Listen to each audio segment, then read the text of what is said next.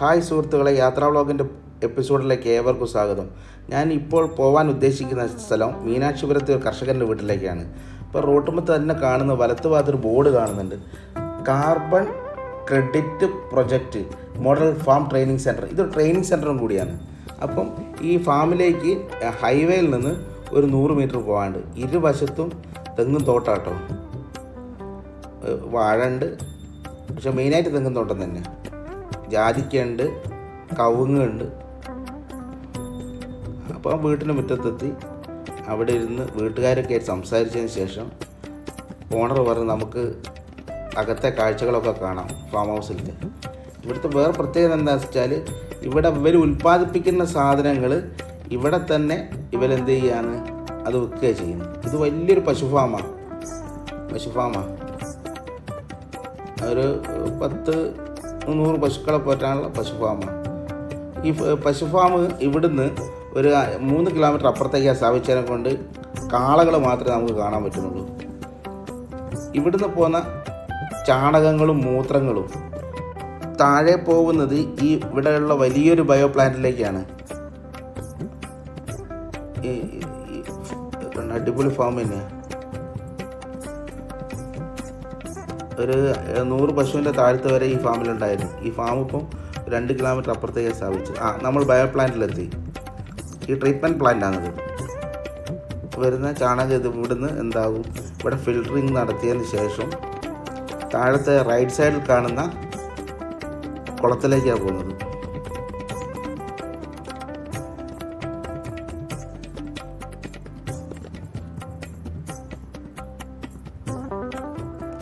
ഇവിടുന്ന് അതെന്ത് ചെയ്യും, ക്ലീൻ ചെയ്തതിന് ശേഷം ഈ കുളത്തുനിന്ന് മോട്ടർ വെച്ചിട്ട് തോട്ടങ്ങളിലേക്ക് അടിച്ചു കൊടുക്കുക ചെയ്യുന്നത്.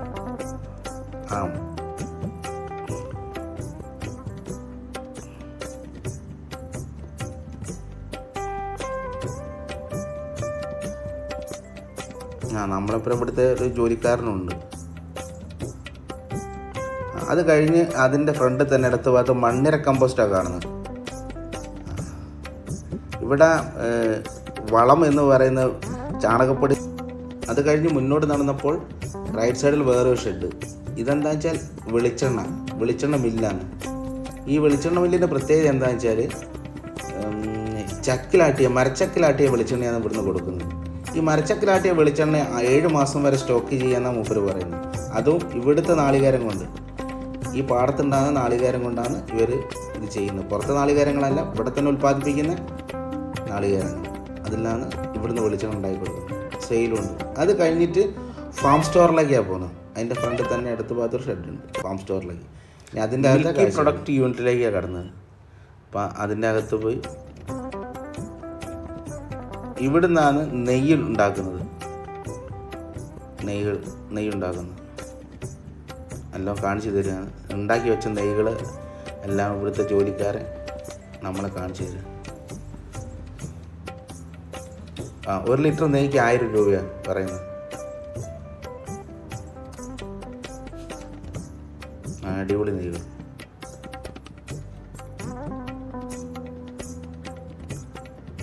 ഇതെല്ലാം ഇവിടുത്തെ പശുവിൽ നിന്നുണ്ടാക്കുന്നതാണ്.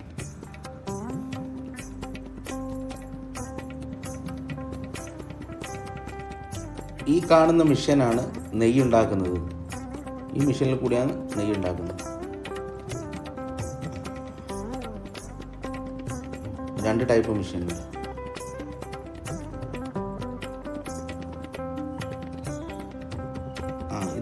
ഇതിൻ്റെ പ്രവർത്തന രീതി നമുക്കിപ്പം കാണാം, എങ്ങനെയാണ് നെയ്യ് വേർതിരിഞ്ഞ് വരുന്നതെന്നുള്ളത്.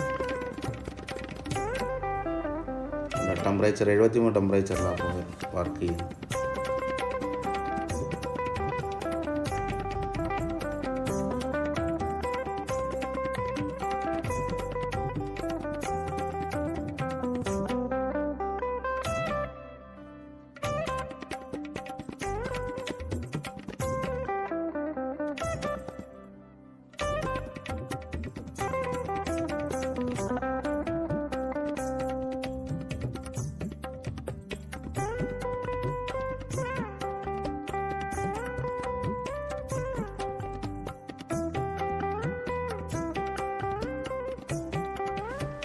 ഹെയർ ഓയിൽ, നെയ്യ്,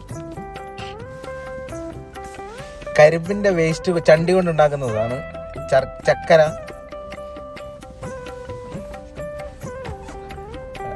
അവിൽ പൗഡർ, റാഗി, മുത്താറി,